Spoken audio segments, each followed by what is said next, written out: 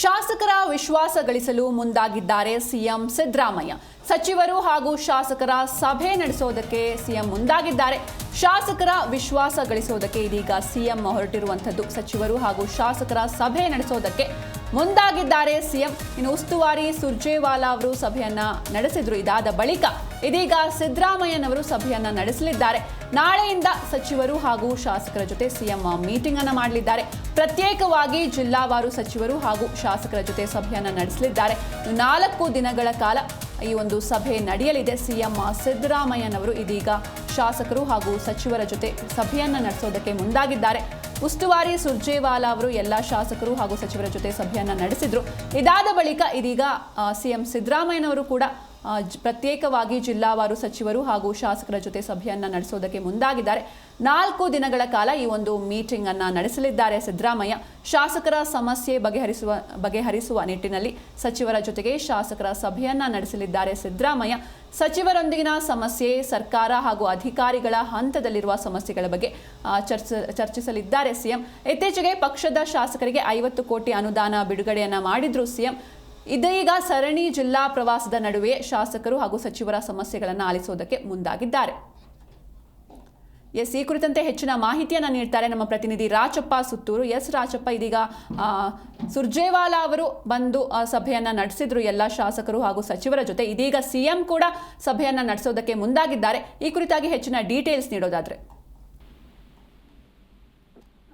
ನಾಳೆಯಿಂದ ಮುಖ್ಯಮಂತ್ರಿಗಳು ಸಹ ಈ ಒಂದು ಶಾಸಕರ ವಿಶ್ವಾಸ ಗಳಿಸಲಿಕ್ಕೆ ಮತ್ತು ಇತ್ತೀಚೆಗೆ ಸುರ್ಜೇವಾಲಾ ಬಂದು ರಾಜ್ಯಕ್ಕೆ ಭೇಟಿ ನೀಡಿ ಸಚಿವರುಗಳ ಮೇಲೆ ಮತ್ತು ಸರ್ಕಾರದ ನಡೆಯ ಬಗ್ಗೆ ಆರೋಪಗಳನ್ನಷ್ಟು ಮಾಡಿದ್ರು. ಆ ಒಂದು ಆರೋಪಗಳ ಹಿನ್ನೆಲೆಯಲ್ಲಿ ರಾಜ್ಯ ಸರ್ಕಾರಕ್ಕೆ ಈಗ ಎಚ್ಚೆತ್ತುಕೊಂಡು ಮುಖ್ಯಮಂತ್ರಿಗಳು ಪಕ್ಷ ಮತ್ತು ಸರ್ಕಾರಕ್ಕೆ ಆಗಿರುವಂತಹ ಡ್ಯಾಮೇಜ್ ತಪ್ಪಿಸಲಿಕ್ಕೆ ಮತ್ತು ಶಾಸಕರ ವಿಶ್ವಾಸ ಗಳಿಸಲಿಕ್ಕೋಸ್ಕರ ಮುಖ್ಯಮಂತ್ರಿಗಳು ಸಭೆಗೆ ಮುಂದಾಗಿದ್ದಾರೆ. ಹೀಗಾಗಿ ನಾಳೆಯಿಂದ ಮುಖ್ಯಮಂತ್ರಿಗಳು 4 ದಿನಗಳ ಕಾಲ ಅವರು ಸಭೆಯನ್ನು ನಡೆಸುವ ತೀರ್ಮಾನ ಕೈಗೊಂಡಿದ್ದಾರೆ. ಆ ಒಂದು ಸಭೆಯಲ್ಲಿ ಈ ಎಲ್ಲಾ ವಿಷಯಗಳ ಬಗ್ಗೆ, ಅಭಿವೃದ್ಧಿ ವಿಷಯಗಳ ಬಗ್ಗೆ ಒಂದಷ್ಟು ಚರ್ಚೆಗಳನ್ನು ನಡೆಸುವಂತ ಒಂದು ಸಾಧ್ಯತೆ ಇದೆ.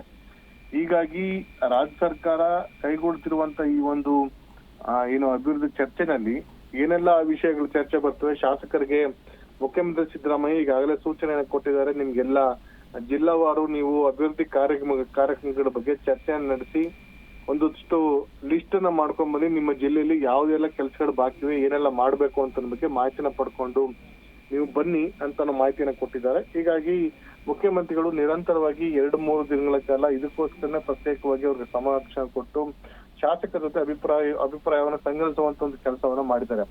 ಜುಲೈ 29ರಿಂದ ಆಗಸ್ಟ್ 1ರವರೆಗೆ ಖುದ್ದಾಗಿ ಜಿಲ್ಲಾ ಉಸ್ತುವಾರಿ ಸಚಿವರ ಸಭೆ ನಡೆಸಬೇಕು ಅಂತ ತೀರ್ಮಾನ ಕೈಗೊಂಡಂತಹ ಮುಖ್ಯಮಂತ್ರಿಗಳು ಈ ಸಂದರ್ಭದಲ್ಲಿ ಪ್ರತಿಯೊಂದು ಜಿಲ್ಲೆಯ ಶಾಸಕರುಗಳ ಮತ್ತು ಜಿಲ್ಲಾ ಉಸ್ತುವಾರಿ ಸಚಿವರುಗಳನ್ನ ಪ್ರತ್ಯೇಕವಾಗಿ ಸಭೆ ನಡೆಸ್ತಾರೆ. ನಂತರ ಸಚಿವರುಗಳು ಶಾಸಕರ ಜೊತೆ ಒಟ್ಟಾಗಿ ಸಭೆಯನ್ನು ನಡೆಸುವ ಮೂಲಕ ಆಯಾ ಜಿಲ್ಲೆಗಳಿರುವಂತಹ ಸಮಸ್ಯೆಗಳೇನು ಮತ್ತು ಜಿಲ್ಲಾ ಉಸ್ತುವಾರಿ ಸಚಿವರ ಜೊತೆ ಶಾಸಕರಿಗಿರುವಂತಹ ಸಮಸ್ಯೆಗಳೇನು ಮತ್ತು ಎಲ್ಲೆಲ್ಲ ಅನುದಾನಗಳು ಖರ್ಚಾಗಿಲ್ಲ, ಯಾವೆಲ್ಲ ಅನುದಾನಗಳಿಗೆ ಯೋಜನೆಗಳಿಗೆ ಅನುದಾನ ಕೊಟ್ಟಿಲ್ಲ ಮತ್ತು ಜಿಲ್ಲಾ ಉಸ್ತುವಾರಿ ಸಚಿವರ ಒಂದು ನಿರ್ಲಕ್ಷ್ಯ ಬಗ್ಗೆನೂ ಸಹ ಮುಖ್ಯಮಂತ್ರಿಗಳು ನೇರವಾಗಿ ಅವರ ಅಹವಾಲನ್ನು ಆಲಿಸಿ ಅಲ್ಲೇ ಸಮಯಕ್ಕೆ ಸ್ಥಳದಲ್ಲೇ ಅವರು ಪರಿಹಾರ ಕಂಡುಕೊಳ್ಳುವಂತ ಮತ್ತು ಜಿಲ್ಲಾ ಉಸ್ತುವಾರಿ ಸಚಿವರಿಂದ ಆ ಒಂದು ಕೆಲಸವನ್ನ ಮಾಡಿಸುವ ಅಥವಾ ಅನುದಾನ ಬಿಡುಗಡೆ ಆಗಿಲ್ಲ ಅಂತ ಸರ್ಕಾರದಿಂದ ಯಾವ ಸಮಸ್ಯೆಗಳಾಗಿದೆ ಅಂತ ಬಗ್ಗೆ ಅವರು ಮಾಹಿತಿಯನ್ನು ಪಡೆಯುವಂತ ಒಂದು ಕೆಲಸವನ್ನ ಮಾಡಿರ್ತಾರೆ. ಈಗಾಗಲೇ ಪ್ರತಿ ಜಿಲ್ಲಾ ಶಾಸಕರಿಗೆ 50 ಕೋಟಿ ರೂಪಾಯಿ ಅನುದಾನ ಕೊಡ್ಲಿಕ್ಕೆ ತೀರ್ಮಾನ ಕೈಗೊಂಡು ಈಗಾಗಲೇ ಕ್ರಿಯಾ ಯೋಜನೆ ರೂಪಿಸಿ ಅಂತ ಹೇಳ್ಬಿಟ್ಟು ಎಲ್ಲಾ ಶಾಸಕರಿಗೆ ಅವರು ಸೂಚನೆ ಕೊಟ್ಟಿದ್ದಾರೆ ಮತ್ತು ಎಲ್ಲ ಶಾಸಕರುಗಳು ಈ ಒಂದು ಸಂಬಂಧಪಟ್ಟಂತೆ ಪತ್ರವನ್ನ ಕೊಟ್ಟು ಅವರು ತಮ್ಮ ಜಿಲ್ಲೆಯ ಎಷ್ಟು ಅನುದಾನ ಮತ್ತು ಎಷ್ಟು ಕಾಮಗಾರಿಗೆ ಅನುದಾನ ಬಿಡುಗಡೆ ಮಾಡಬೇಕು ಅನ್ನೋ ಬಗ್ಗೆ ಪಟ್ಟಿಯನ್ನ ಕೊಟ್ಟಿದ್ದಾರೆ. ಹಾಗಾಗಿ ಮುಖ್ಯಮಂತ್ರಿಗಳ ಸಭೆಯಲ್ಲಿ ಇನ್ನಷ್ಟು ಅನುದಾನಗಳ ಬೇಡಿಕೆಯನ್ನ ಇಡುವಂತ ಒಂದು ಸಾಧ್ಯತೆ. ಕಳೆದ 2 ವರ್ಷಗಳಿಂದ ಯಾವುದೇ ಹೆಚ್ಚುವರಿ ಅನುದಾನ ರಾಜ್ಯ ಸರ್ಕಾರ ಶಾಸಕರಿಗೆ, ವಿಶೇಷವಾಗಿ ಕಾಂಗ್ರೆಸ್ ಪಕ್ಷ ಶಾಸಕರಿರ್ಬೋದು, ಬಿಜೆಪಿ ಮತ್ತು ಜೆಡಿಎಸ್ ಶಾಸಕರಿಗೆ ಸಿಕ್ಕಿಲ್ಲ. ಹೀಗಾಗಿ ಈ ಮುಖ್ಯಮಂತ್ರಿಗಳ ಸಭೆಯಲ್ಲಿ ಇನ್ನಷ್ಟು ಈ ಒಂದು ವಿಷಯಗಳು, ನಮ್ಗೆ ಯಾವೆಲ್ಲ ಅನುದಾನಗಳು ಬೇಕು ಅನ್ನೋದು ಸಮಸ್ಯೆಗಳ ಬಗ್ಗೆ ಇನ್ನಷ್ಟು ವಿಷಯಗಳು ತೆರೆದುಕೊಳ್ಳುವಂತ ಸಾಧ್ಯತೆ ಸ್ಪಷ್ಟವಾಗಿ ಗೋಚರಿಸ್ತಾ ಇದೆ. 29 ನಾಳೆ ಮುಖ್ಯಮಂತ್ರಿ ಸಿದ್ದರಾಮಯ್ಯ ಸಂಜೆ 4 ಗಂಟೆಗೆ ಮೈಸೂರು ಜಿಲ್ಲಾ ಉಸ್ತುವಾರಿ ಸಚಿವ ಎಚ್ ಸಿ ಮಹದೇವಪ್ಪ, ಅದೇ ರೀತಿ ಪ್ರಿಯಾಪಟ್ಟಣ ಶಾಸಕ ಸಚಿವರ ಜೊತೆ ಅದು ವೆಂಕಟೇಶ್ ಸಚಿವರು ಅವರು ಚಾಮರಾಜನಗರ ಜಿಲ್ಲೆ, ಇವರ ಜೊತೆ ಮುಖ್ಯಮಂತ್ರಿ ಸಿದ್ದರಾಮಯ್ಯ ಮತ್ತು ಶಾಸಕರ ಜೊತೆ ಸಿಎಂ ಅವರು ಚರ್ಚೆ ನಡೆಸ್ತಾರೆ. ಅದೇ ರೀತಿ ಮೈಸೂರು ಜಿಲ್ಲೆ, ಚಾಮರಾಜನಗರ ಜಿಲ್ಲೆ, ತುಮಕೂರು ಜಿಲ್ಲೆ, ಕೊಡಗು ಜಿಲ್ಲೆ, ಹಾಸನ, ದಕ್ಷಿಣ ಕನ್ನಡ ಈ ಒಂದು ಜಿಲ್ಲೆಗಳ ಒಂದು ಸಭೆಯನ್ನ 4ನೇ ತಾರೀಕು 29 ತಾರೀಕು ನಾಳೆ ಮಂಗಳವಾರ ಮುಖ್ಯಮಂತ್ರಿ ನಡೆಸ್ತಾರೆ. ಗೃಹ ಕಚೇರಿ ಕೃಷ್ಣದಲ್ಲಿ ನಡೆಸ್ತಾರ ಅಥವಾ ವಿಧಾನಸೌಧದಲ್ಲಿ ನಡೆಸ್ತಾರ ಅಂತ ನಮಗೆ ಇನ್ನೂ ಮಾಹಿತಿ ಲಭ್ಯವಾಗಿಲ್ಲ. ಒಟ್ಟಾರೆ ಈ ಒಂದು ದಕ್ಷಿಣ ಕನ್ನಡ ಜಿಲ್ಲೆ ಉಸ್ತುವಾರಿ ದಿನೇಶ್ ಗುಂಡೂರಾವ್, ಅದೇ ರೀತಿ ಮಂಗಳೂರು ಶಾಸಕರ ಜೊತೆ, ಹಾಸನ ಜಿಲ್ಲಾ ಉಸ್ತುವಾರಿ ಸಚಿವ KN ರಾಜಣ್ಣ ಮತ್ತು ಅಲ್ಲೇ ಜಿಲ್ಲೆ ಶಾಸಕರ ಜೊತೆ, ಕೊಡಗು ಜಿಲ್ಲಾ ಉಸ್ತುವಾರಿ ಸಚಿವ NS ಬೋಸರಾಜ್ ಜೊತೆ ಹಾಗೂ ಶಾಸಕರ ಜೊತೆ, ತುಮಕೂರು ಜಿಲ್ಲಾ ಉಸ್ತುವಾರಿ ಸಚಿವ ಡಾಕ್ಟರ್ G ಪರಮೇಶ್ವರ್ ಮತ್ತು ಶಾಸಕರ ಜೊತೆ, ಅದೇ ಚಾಮರಾಜನಗರ ಜಿಲ್ಲಾ ಉಸ್ತುವಾರಿ ಸಚಿವ K ವೆಂಕಟೇಶ್ ಜೊತೆ ಮುಖ್ಯಮಂತ್ರಿಗಳು ಸಭೆಯನ್ನು ನಡೆಸಿ ಅಭಿಪ್ರಾಯವನ್ನು ಸಂಗ್ರಹ ಮಾಡ್ತಾರೆ. ಬುಧವಾರ ಬೀದರ್ ಜಿಲ್ಲಾ ಉಸ್ತುವಾರಿ ಸಚಿವ ಈಶ್ವರ್ ಖಂಡ್ರೆ, ಕಲಬುರಗಿ ಜಿಲ್ಲಾ ಉಸ್ತುವಾರಿ ಸಚಿವ ಪ್ರಿಯಾಂಕ ಖರ್ಗೆ, ಯಾದಗಿರಿ ಜಿಲ್ಲಾ ಉಸ್ತುವಾರಿ ಸಚಿವ ಶರಣಬಸಪ್ಪ ದರ್ಶನಾಪುರ್, ರಾಯಚೂರು ಜಿಲ್ಲೆ ಉಸ್ತುವಾರಿ ಸಚಿವ ಅಂತ ಶರಣ್ ಪ್ರಕಾಶ್ ಪಾಟೀಲ್, ಕೊಪ್ಪಳ ಜಿಲ್ಲೆ ಉಸ್ತುವಾರಿ ಸಚಿವ ಅಂತ ಶಿವರಾಜ್ ತಂಗಡಗಿ, ವಿಜಯನಗರ ಜಿಲ್ಲೆ ಸಚಿವರಂತ ಜಮೀರ್ ಅಹಮದ್ ಖಾನ್, ಬಳ್ಳಾರಿ ಜಿಲ್ಲೆ ಉಸ್ತುವಾರಿ ಸಚಿವ ಅಂತ ಜಮೀರ್ ಅಹಮದ್ ಖಾನ್ ಎರಡು ಜಿಲ್ಲೆಗೆ ಅವರೇ ಉಸ್ತುವಾರಿ ಆಗಿದ್ದಾರೆ.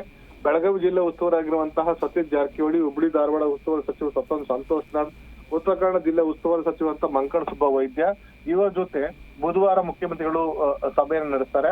30ನೇ ತಾರೀಕು ಗುರುವಾರ ವಿಜಯಪುರ ಜಿಲ್ಲೆ, ಬಾಗಲಕೋಟೆ, ಗದಗ, ಹಾವೇರಿ, ಶಿವಮೊಗ್ಗ, ದಾವಣಗೆರೆ, ಚಿತ್ರದುರ್ಗ, ಚಿಕ್ಕಮಗಳೂರು ಮತ್ತು ಚಿಕ್ಕಬಳ್ಳಾಪುರ ಜಿಲ್ಲಾ ಉಸ್ತುವಾರಿ ಸಚಿವ ಜೊತೆ ನಡೆಸ್ತಾರೆ. ಶುಕ್ರವಾರ ಬೆಂಗಳೂರು ಗ್ರಾಮಾಂತರ, ಕೋಲಾರ, ಬೆಂಗಳೂರು ದಕ್ಷಿಣ ಮತ್ತು ಮಂಡ್ಯ ಜಿಲ್ಲೆ ಉಸ್ತುವಾರಿ ಸಚಿವ ಜೊತೆ ಮುಖ್ಯಮಂತ್ರಿಗಳು ಸಭೆಯನ್ನು ನಡೆಸ್ತಾರೆ.